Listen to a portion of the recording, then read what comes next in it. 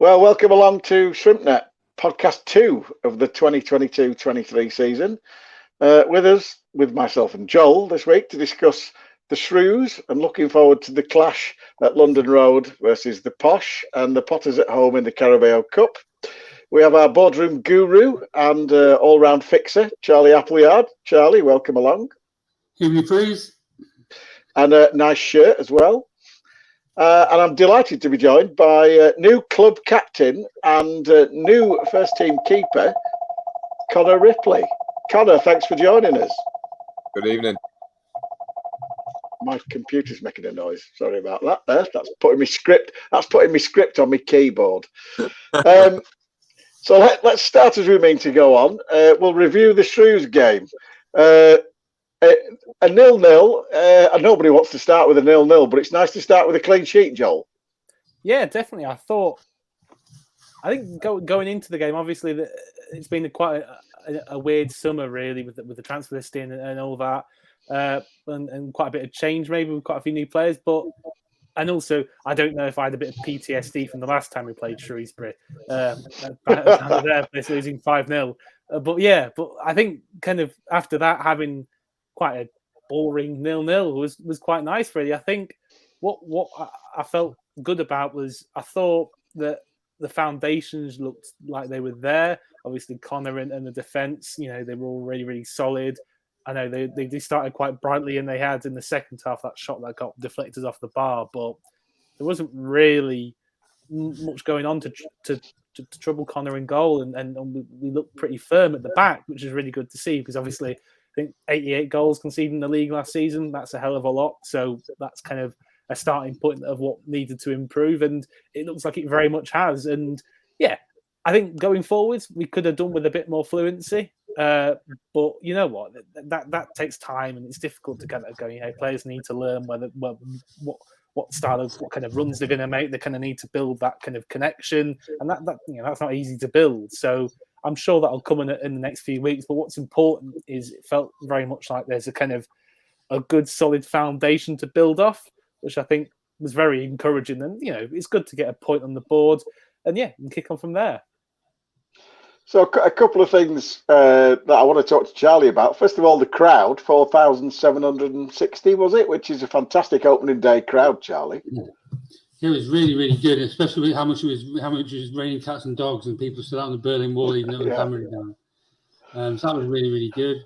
I took a trip with Ben down behind the bar to card stand to see people having a pint underneath shelter for the first time, which was good. And everyone seemed to be having a good time. And we didn't expect to be using that shelter in the end of July. Sorry, Freez? I said we didn't expect to be using that shelter by the end of July, did we? We thought we'd probably be in there in November. Well, we are from Morecambe, so. Yeah, true. So looking at the game itself, Charlie, I think one thing that's become clear immediately was that Cole got extra special treatment from their two centre-backs, and they seem to, as per usual, be allowed free rein to muscle him and pull the shirt, etc., etc. And we were saying at half-time, as soon as he does it back, he'll probably get a booking. He didn't get a booking, but the first time he did it, they gave a foul. And it's going to be a frustrating season because he's going to be a marked man with 25, 26 goals, isn't he? Yeah, probably. But there was one when they grappled and they did a double somersault, holding on to each other, which was quite athletic. But it's just where it is. People are going to try and stop him from scoring outrageous goals like he did last season. But all in all, it was good to watch. Ryan Delaney was like a newborn, new signing for us, and Rawson was brilliant. It was really great with all the kids at the end getting the signatures and giving them advice, and just really, really good new ambassadors like Connor coming to the club is really, really positive for us. So I'll move on to Connor now. That was a pretty solid debut for you, Connor, there. Not really a save to make, apart from one of your own players deflected it onto the bar, which I'm sure you had covered. Yeah, I had that covered. Don't worry about that one. I just knew I don't want to give a corner away. That's all. No, it was a good debut. As you said, the crowd was great, and there was a great turnout. And then, listen, we all knew it was going to be a difficult game. Shrewsbury, a few of the lads told me about the 5-0 whooping they had last time. So, you know, we were adamant that we just didn't want that happen again. And I think even though, as Joel said, it was a boring 0-0 draw, it's somewhere to start. We've got a point. We've got a point and we've got a clean sheet. So, as you say, we're a new team, but we've come into a League One game against Shrewsbury, who I believe are going to be fighting for playoffs. And we held our own and we kept it kept it at 0-0 really. Yeah, but we came back. We did 2-2 draw, and we leaked a couple of really bad goals to concede the equaliser. I can't remember their first goal, which is Ipswich's first goal. But we scored a couple of good goals. Would you rather start with from a solid defence, with keeping clean sheets and then get better attacking? I'm sure we'd rather build on that, right? We'd much rather build on that. I think it always has to start from the back. And this is my opinion, and it's probably it's always been my opinion as a footballer.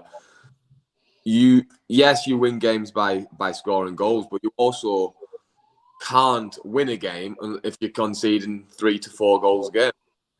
So, you know, if you've got a defence and a goalkeeper and a defence that are working in unison and we're hard to break down, it gives the attackers and it gives the midfielders a chance to do their thing and score goals, and we then do our jobs, and that's how I think we'll win the games. We just we had a couple chances, but it wasn't meant to be. But we got a 0-0 draw against Shrewsbury. You know, it is what it is. We've had one game, kept a clean sheet, and you know, I believe we've done really well, to be honest. And looking at it, Joel, it was a tight game, but there were some green shoots there when Jake Taylor came on in midfield. There was a little bit more freedom. He looked to get forward at every opportunity and slipped a couple of decent balls in. One where Arthur didn't quite read it, another one where Cole nearly got in. And all of a sudden, 20 minutes to go, we looked a bit better.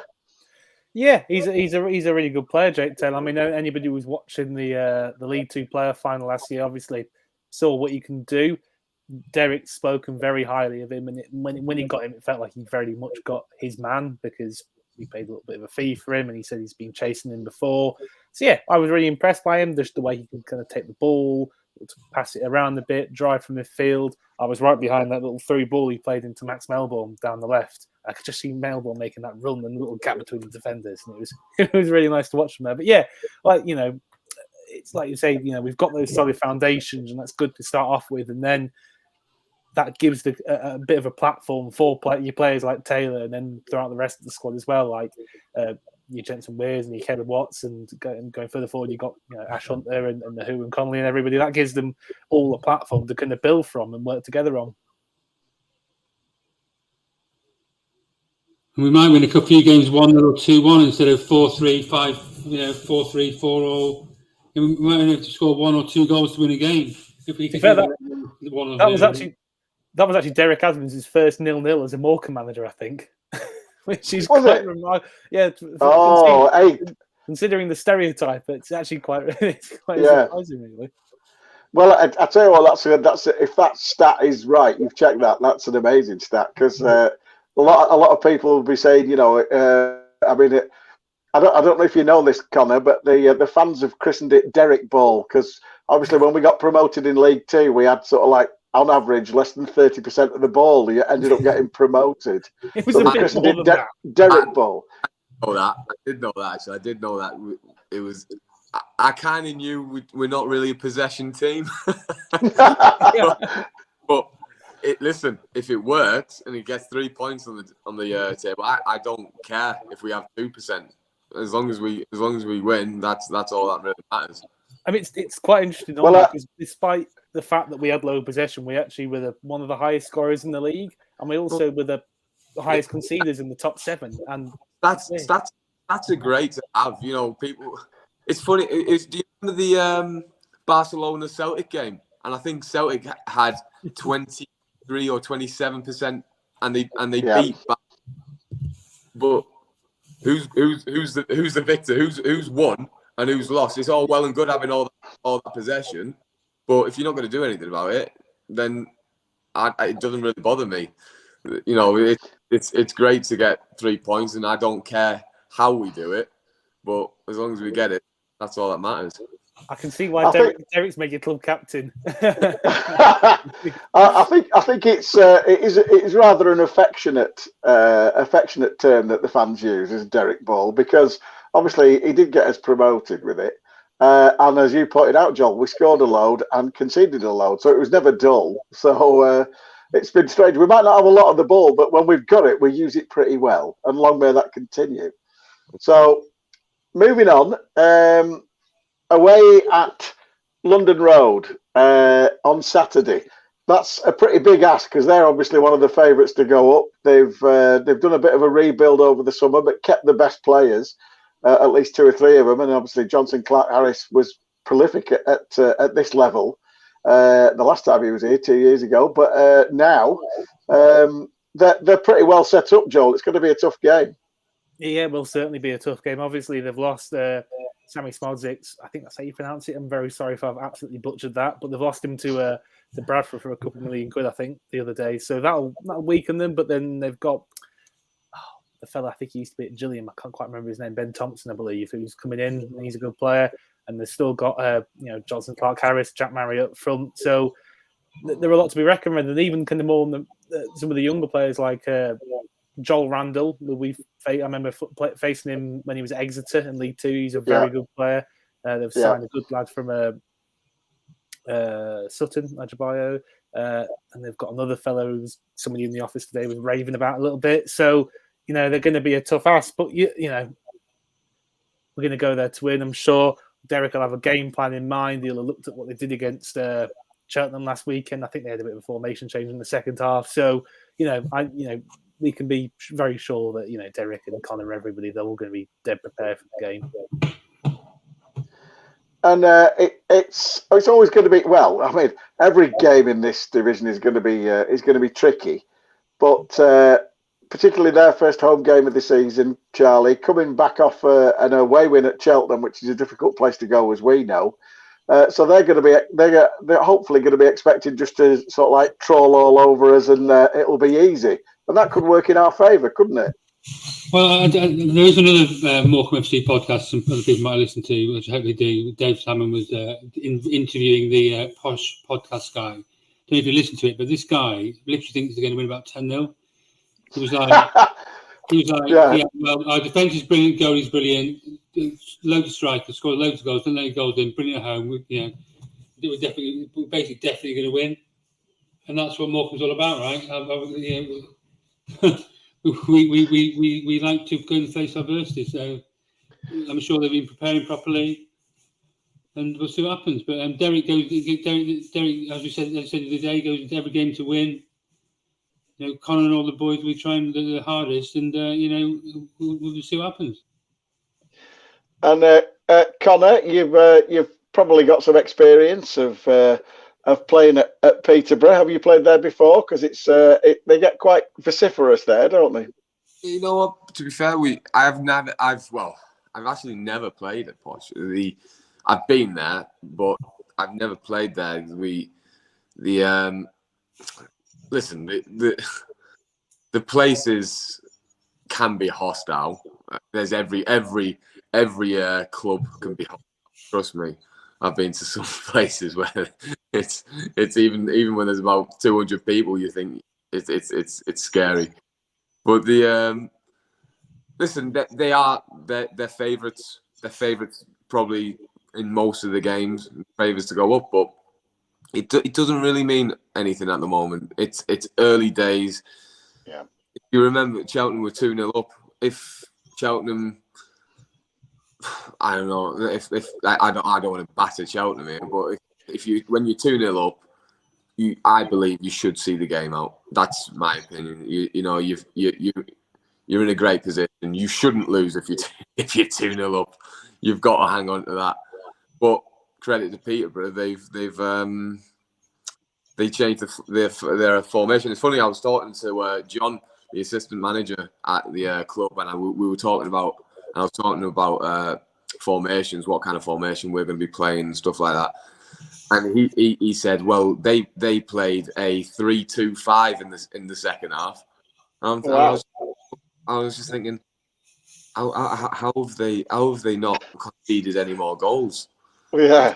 2-5, but then it's worked for him, and they've scored 3 goals, 3-2. So, it's not.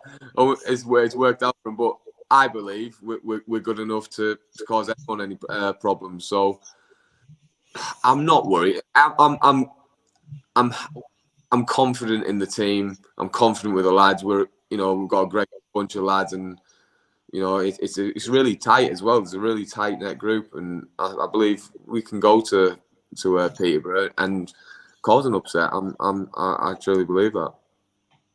Well, I'm glad you believe that, because we always live in hope. And like Charlie alluded to, Derek is always positive and always wants to go to win, no matter how he does it.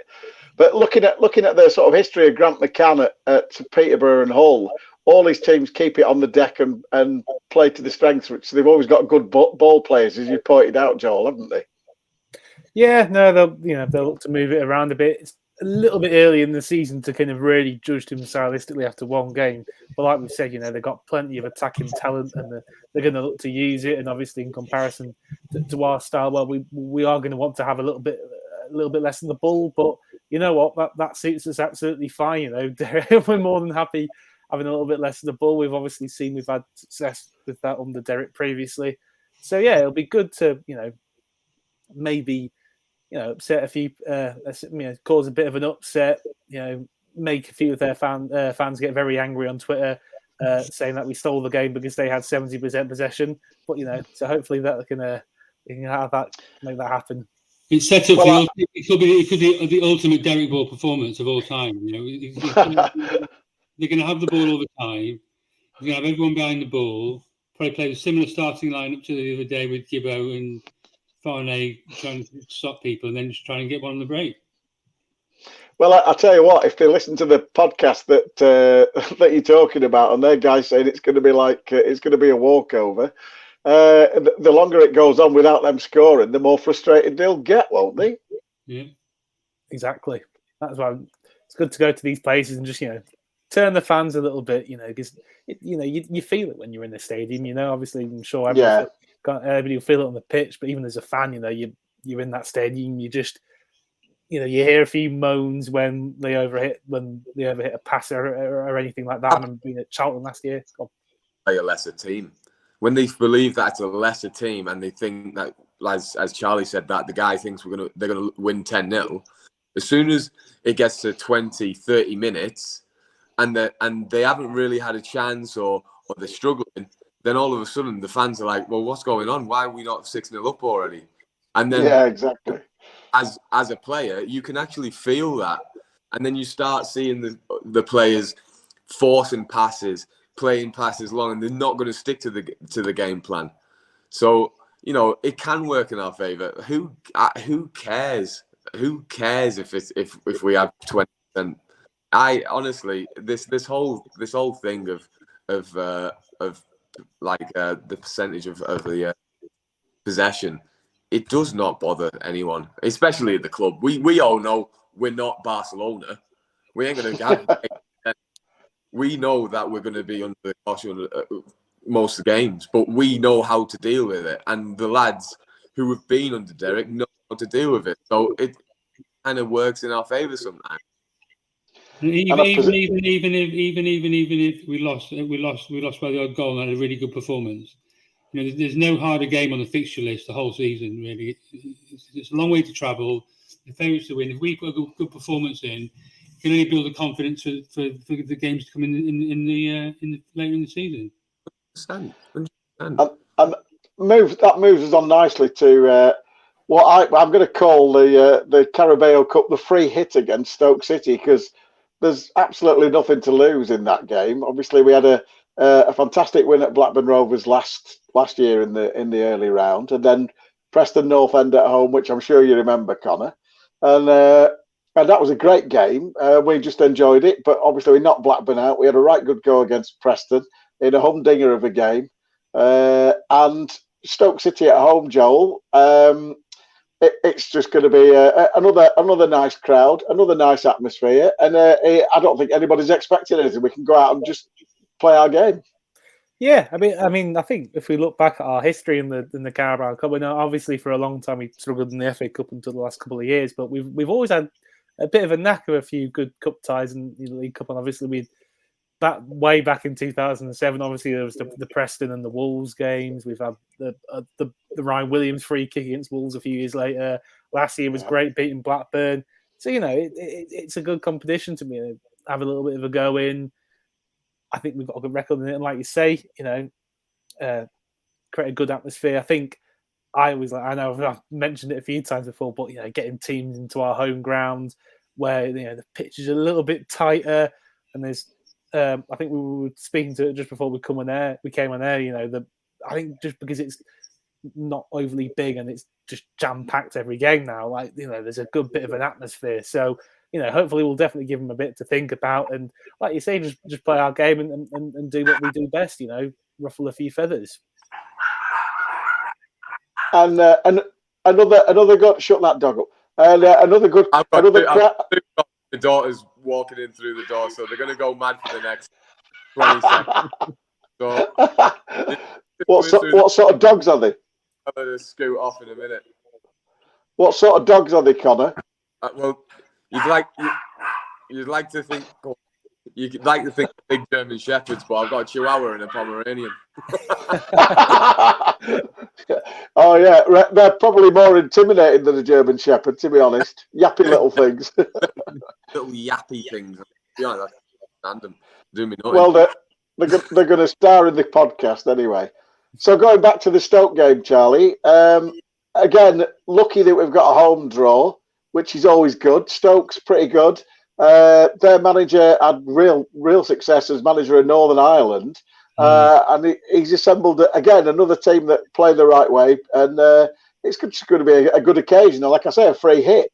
Yeah, a free hit in the true sense of the word. And, there's no prize money in the Carabao Cup till the semi-finals, I don't think. So, hopefully if we are to stay in the competition, we get some good home draws where we can have some good performances and get the atmosphere going and keep going. But I just hope we get a home draw. If we do win, we get another home draw.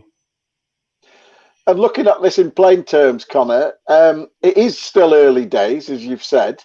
And obviously taking to the fact that league points are always, but a cup game against a team from a higher division, you always think at the back of your mind, don't you, that, well, why not? Yeah, listen, I mean, the Carabao Cup's great for this stuff. I've played against Man United and Manchester City in this cup, so it always gives you that chance to just go out there and enjoy yourself. So, Stoke are going to come to our place, and as the lads have said, I don't think many teams actually really want to come to our place. It's not the big stadiums, and it's not the all sing and dancing, but it's our stadium, and we're going to make it difficult for people to come and get the win. So we're going to go out there and we're just going to enjoy it. You know what I mean? The Stoke are a big team, but Stoke now have to come to Morecambe on a Tuesday night. So instead of us going to Stoke on a Tuesday night.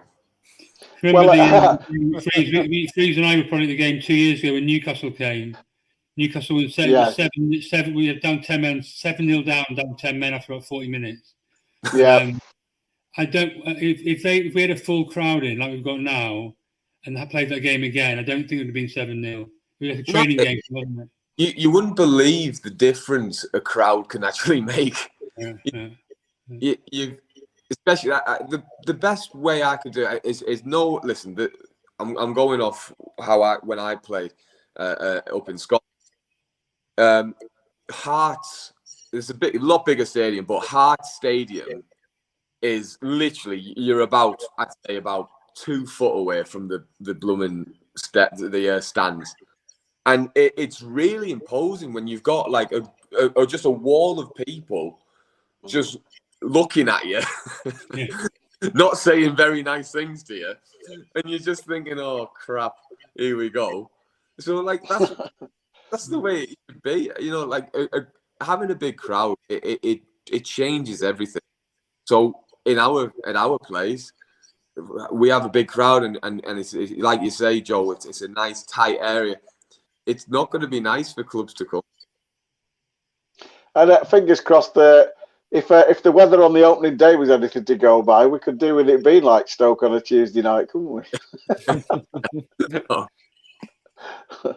I don't think anybody expected that to be stood on the Berlin Wall with the umbrellas on and coats on at the end of July. But there you go. So, right, Connor, we'll come to you now. Obviously.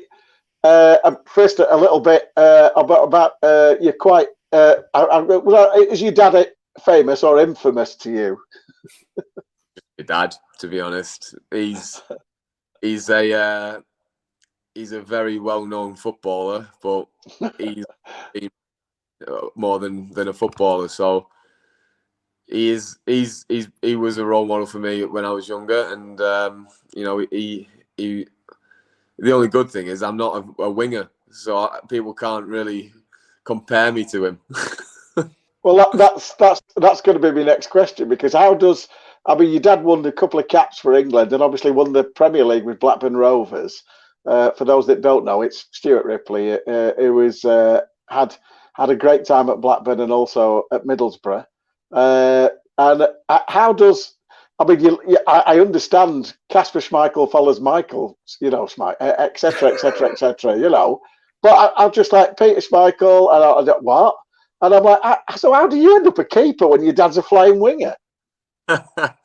Well, basically, he told me I weren't good enough.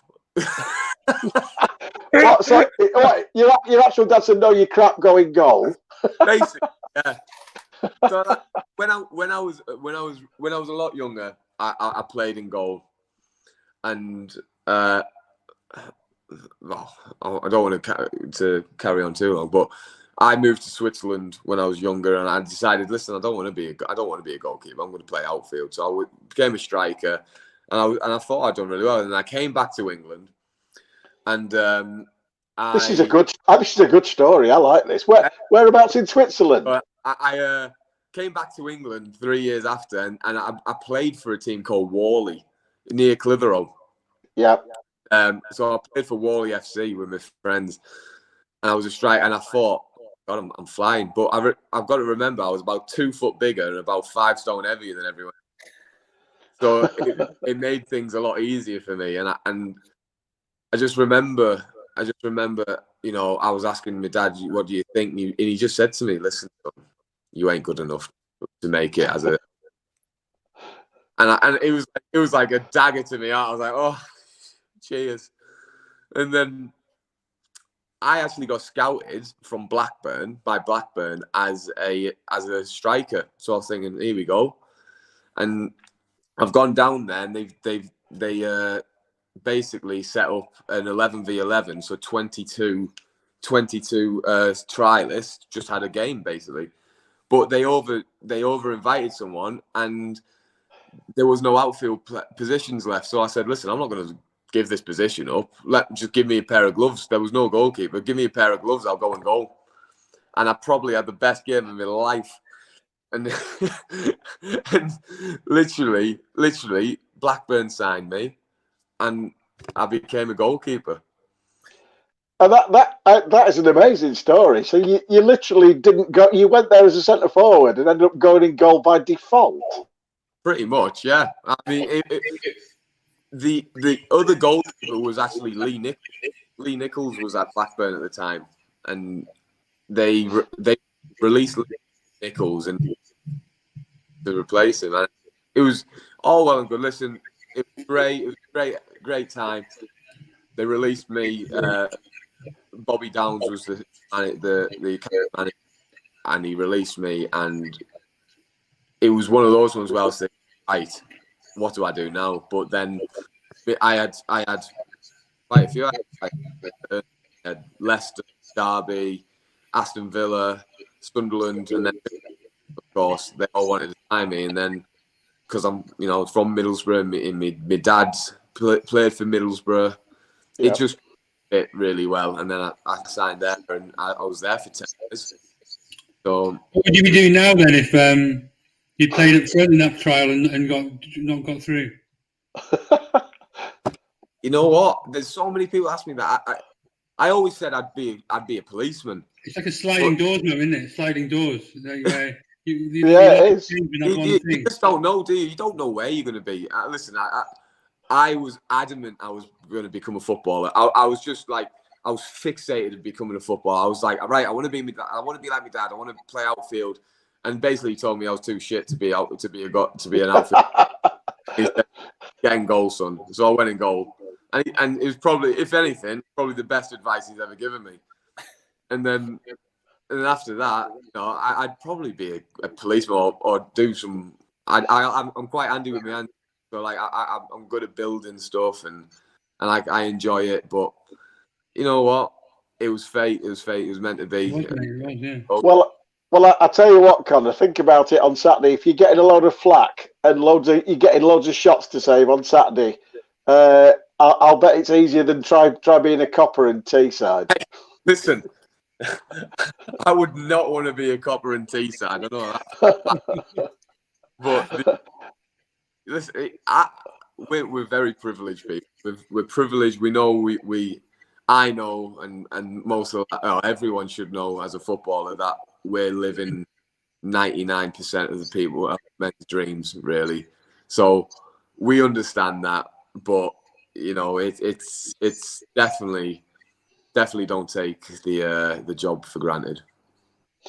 So looking at your time at PNE, and you're up against some blooming good lads there, but you still got some games. But I know, obviously, PNE division above, they've had sort of like a couple of managerial changes. When it came to the move to Morecambe, were you sad to leave there, or were you thinking it was about time I got myself a number one spot? Yeah, the Preston move is definitely something that I don't regret, but it was a difficult time for the past 3 years. I got promised that I was going to be number one and that I was going to be playing, and then Alex Neil decided to stick with Declan Rudd, and Declan Rudd just absolutely became one of the best keepers in the championship as soon as I arrived. So I was thinking, right, okay, I can deal with that. And then I was telling the lads before he came on that, I snapped my ankle like 4 months into not even 4 months, a few weeks actually, and I was out for a good while. And I got back and I played 2 games, and then the pre-season, and I just didn't feel myself. I wasn't myself really whilst I got after the ankle injury, and I just couldn't. For some reason, it is what it is, and it was all nothing to do with the club. It was down to me. I just didn't really kick on as I should have, and it was a tough time. And like you said, we had some great keepers, and we had Daniel Everson who came in, and I honestly believe he was the best, one of the best goalkeepers I've ever trained with. He is frightening, that kid, and I believe he should be Leicester's number one now. Schmeichel's left, but he, like you say, he was great, and he. It was just that it was the time for me to leave. My contract was up at the end of the season, and I just had to find myself a number one spot. And Morecambe came in, and I had a few options, but it was the way Greg Strong sold the club to me. It was the club to go to. Yeah, it was probably all lies. Well done, Greg. But I mean, from that point of view, it sounds like you're looking forward to the fresh start and also the challenge of being number one. So it's like a clean slate for you, isn't it? listen, anywhere I've actually been number one. So like when I was at Middlesbrough, anywhere I went to go on loan or where, I was number one. And it was very hard for me to go to Preston and then not be number one. And I couldn't seem to. I was a young lad, 4 years ago, and I was a young lad who I just couldn't get my head around it. I was like, well, they promised me number one. Why am I not doing it? And I get it. But as I got older and time came to it, I was just thinking, listen, is what it is. Get on with it. Time to find somewhere and play your games, because I could be further ahead in the appearances that I've got, but it is what it is at Preston. So, final one from me before I put the Gestapo and Joel onto you. When you're in this situation now, do you just want to play every single game, or if Derek picked Adam Smith against Stoke, would you say, yeah, go on, do the best you can, or are you one of these people who's like, no, I want every game?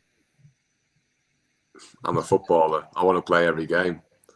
I thought you'd say that. but I've been in Adam Smith's position. I understand, and he actually deserves his chance, and he's a very good goalkeeper, and he needs to play. He needs to have them games, because if I am going to be number one and I'm hoping to keep my position, he still needs to play them games, and I'll never hold it against him. And I've known Smithy for a long time. Me and Smithy go back a long time ago. So I knew him when I was 18. So, he deserves it. And listen, if the gaffer decides Smithy's playing on Tuesday, I will be there to support Smithy, as he has been there to support me at the beginning of the season. So definitely something like that. But if he asks me if I want to play Tuesday, I'll be saying yeah. Good answer. Joel, I'll let you. I hope I haven't technically your questions. I usually don't. No. You've left the open goal for me, which is jiu-jitsu. I did look and thought I think I'll step aside on that one. Because I've got to ask, because it's an interesting sport to do this. But I think thinking about it, I'm obviously this is kind of a rookie's interpretation of it, but I imagine it's a lot about core strength and balance and flexibility, and they all seem like things that can carry over quite nicely into goalkeeping, really. Yeah, definitely. Listen, jiu-jitsu actually got me through this hard time at Preston, believe it or not. I was actually really down in the dumps, and I wasn't playing my games. I kind of lost that competitive edge, and it was struggling for me to go to training at Preston and enthusiastic. I'm not playing, even in the squad, out. So I was losing that competitive. And one of my good friends, who's my barber actually, is a black belt in jiu-jitsu, and it takes a long time to get your black belt in jiu-jitsu. I think it's took him about 11 years to get. So it's a really difficult sport to get to that level. And he just said to me, "Give it a go." And I've always been interested in MMA and jiu-jitsu and MMA, really, UFC and everything. And he just said, "Give it a go." And I've come down and I've absolutely fell in love with it. It's honestly, it's one of the best sports I've ever. It doesn't matter who you are. You can be the most famous person in the world, and you could be working in the sewers, and you are the same person. You are rolling with people who respect each other, and it's all about respect and it's all about doing the right thing. And I love it. I absolutely love jiu-jitsu. It keeps me fit, as flexible as it can be, and it's definitely one of the best sports I've ever come across. And you make some amazing friends, and I've made some lifelong through this sport as well. That's brilliant. Like you say, it's interesting, and it's kind of obviously I kind of talked about the physical stuff, but really it sounds like it's the psychological stuff that's really been fulfilling for you. It is mentally. It's more the. I know someone who's actually. I'm not going to name his name names, but there's a guy who's at our place who's going through a really tough time at the moment, and he jiu-jitsu to get him through that tough time because he knows he's got people there who he can rely on, who he can speak to, and it takes his mind off it. And this the what is it, the psychology, but whatever it is for your brain, it is so good for you. And it's good to get your anger out on people. I was going to ask that. If you go through a bad time, it's a good way of releasing that frustration, isn't it? Easiest place to just beat the shit out of someone. Well, if we do end up getting, say we go down to Peterborough and we end up losing a bit heavily, then I won't be facing you. I want to get a few boys down from training and come on, let's give it a go. Some of them wind me up, and I'd love to smash them. Fantastic, brilliant.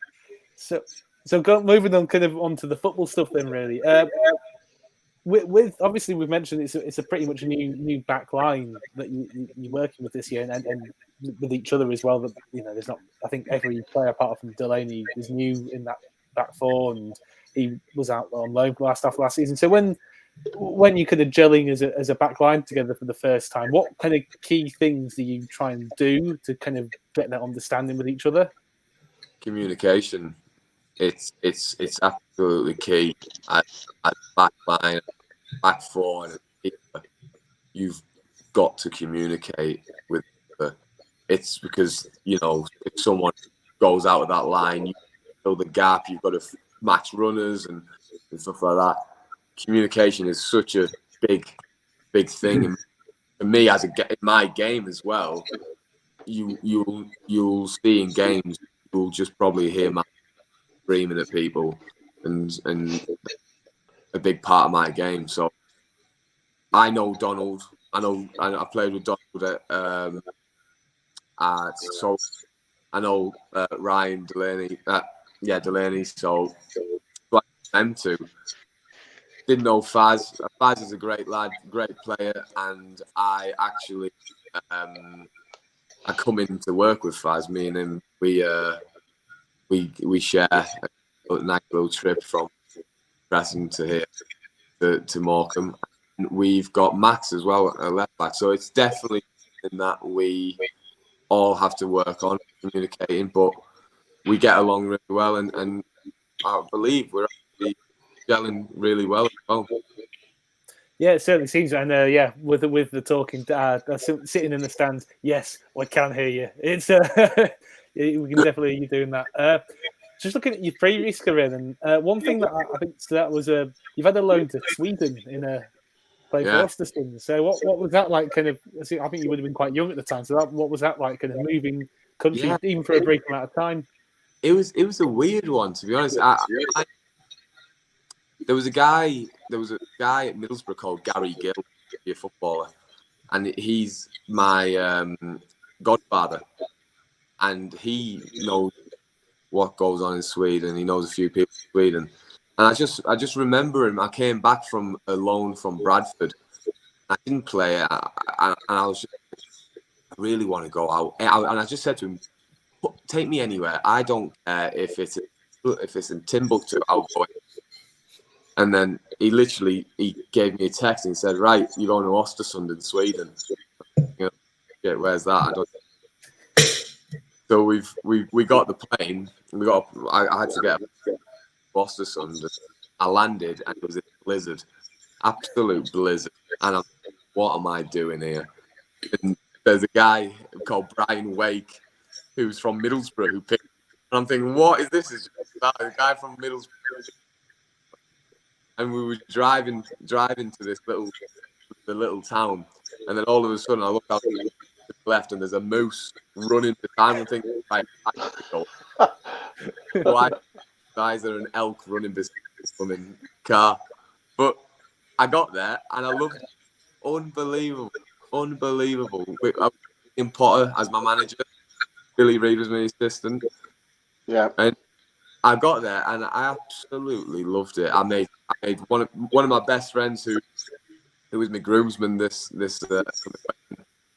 I made a friend for life from there, gave me upcut, and it was just such a good experience. And I would suggest that to any young goalkeeper, young player, just go wherever you're told.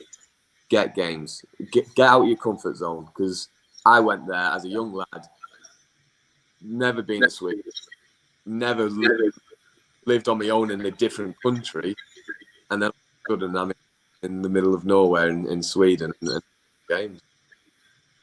Yeah, it sounds like you got the full Swedish experience immediately with a blizzard and a moose. So the full Swedish experience. Yeah, what more do you want? You need a few meatballs to come in. But going to one of your other loan spells, Oldham, I think looking on Twitter, obviously the fans are still quite fond of you because you were in team of the season for League One. I think it was in 2017. And it's funny looking at that season because it feels like there was actually quite a lot riding on you because Oldham that season, they scored 31 goals in 46 games, which is a pretty pitiful amount of goals. So really, there was quite a lot of pressure on you to keep it out. We were shocking. Attacking, man, we were absolutely abysmal. Honestly, it was disgraceful. But could have gone striker. I can't names, but Leo and you could have gone striker. Sorry, you could have gone striker. I probably could have.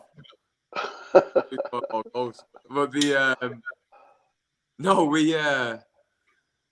it was a great season.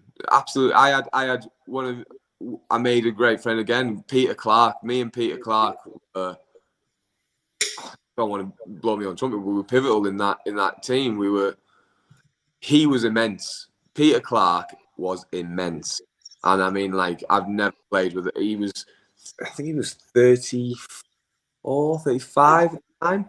He was, and I was thinking he's coming to the end of his career. He's still bloody playing, but he was honestly immense, and he was massive for my development. And we matched the record for the most clean sheets in the season. I think it was 18 clean sheets, and we done it on the last game. We kept a clean sheet on the last game to match it, and it was. Oldham will always be something. That club will always be special for me. It is. The fans are amazing.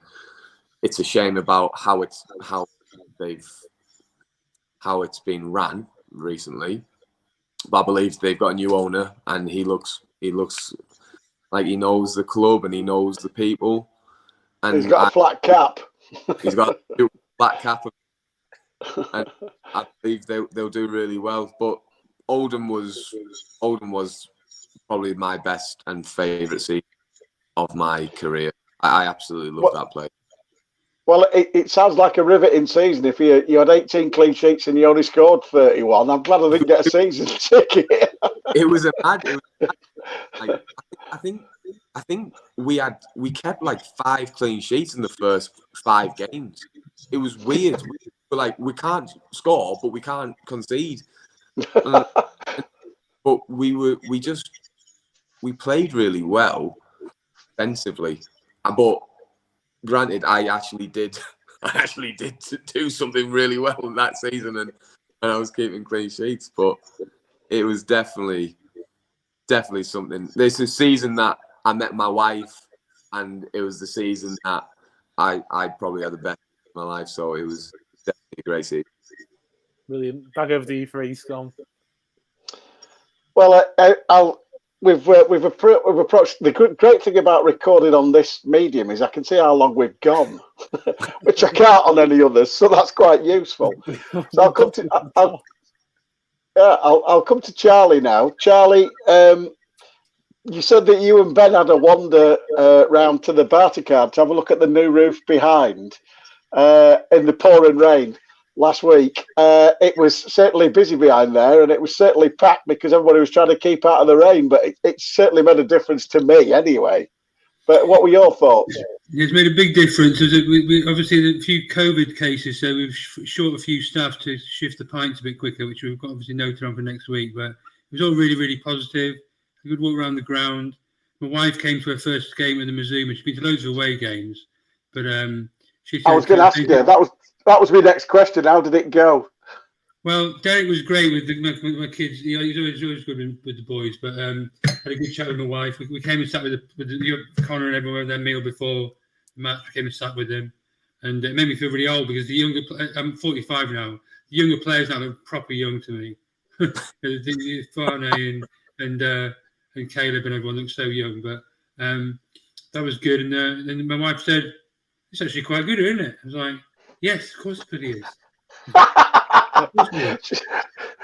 It's only taking you 3 seasons. That's pretty good. Yeah. I bought everything in the club shop I hadn't got, which is quite a lot of stuff. But we chatted to Farron afterwards, and Ryan Delaney and Connor and a few of the boys, and it was all really, really good and just really, really enjoyable afternoon for everyone. And we had just some stats for here.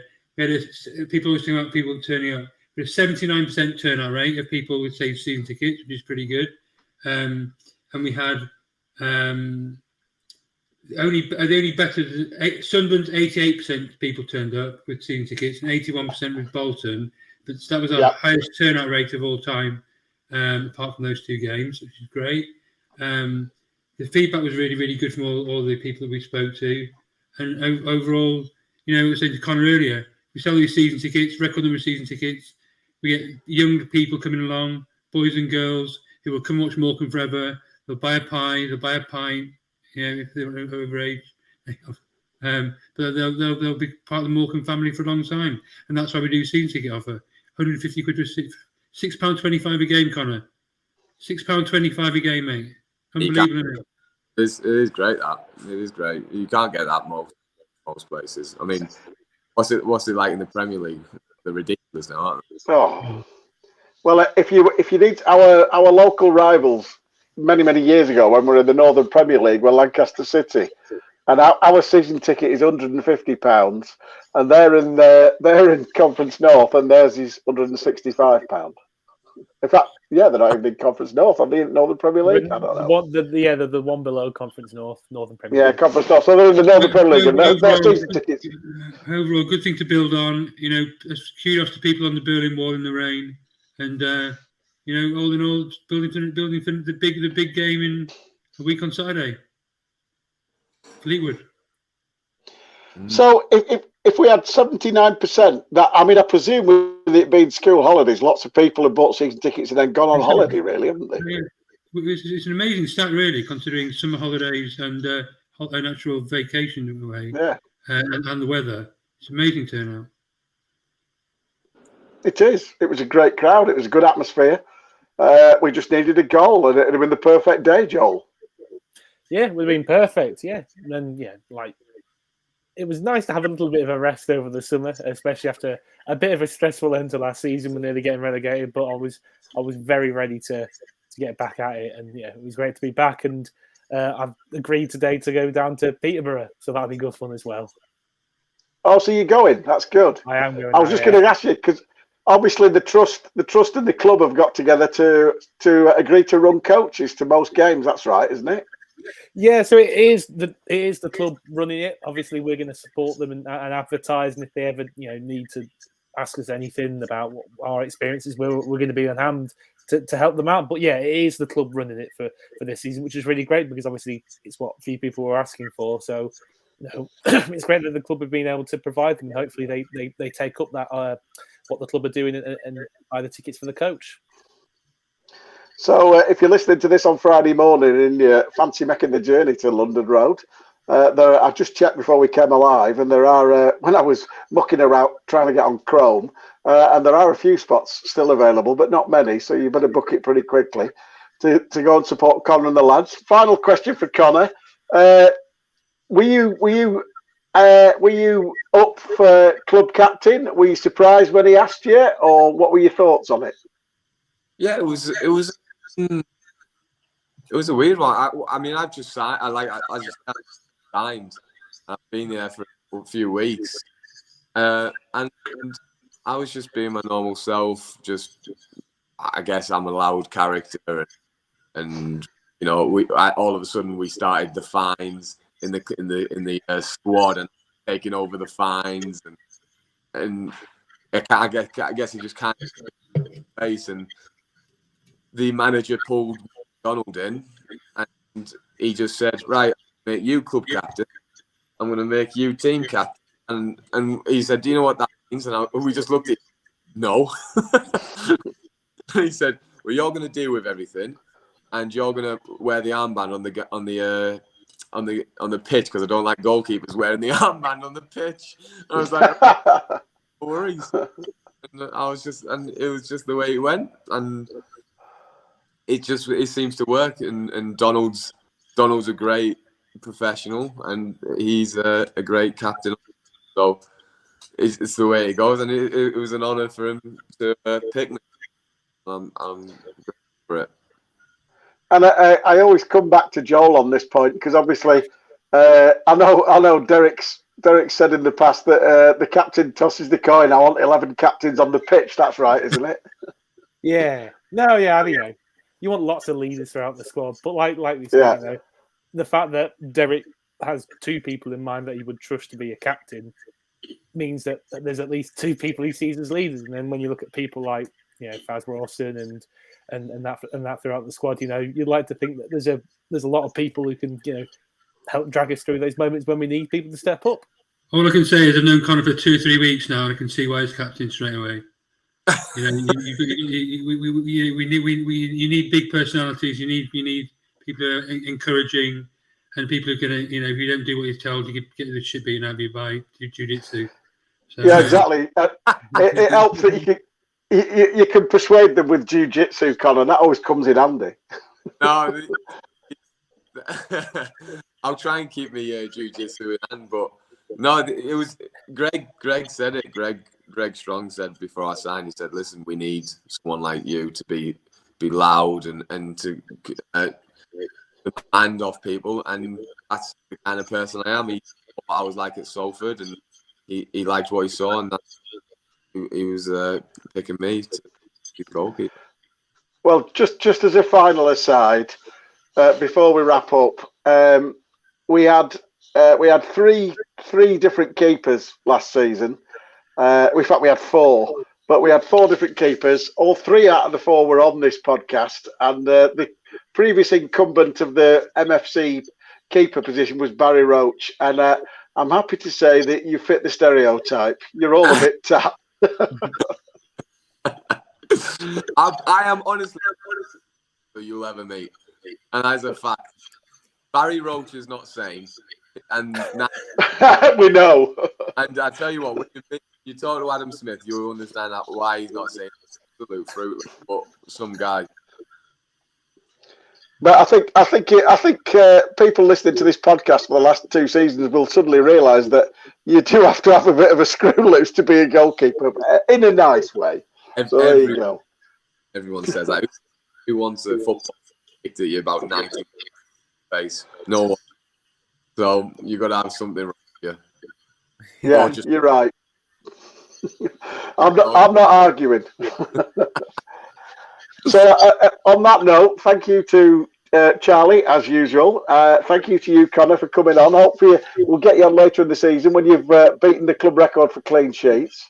I'll try my best. Either that or you've gone up 2 levels in your jiu-jitsu, whichever comes first. And thanks to Joel.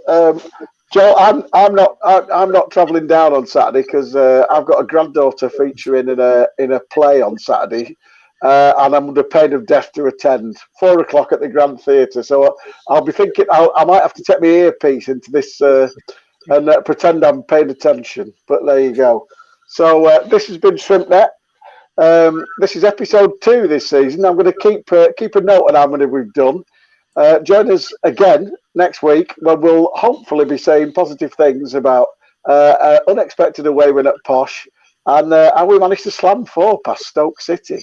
Thanks for joining us. See you next week. All the shrimps.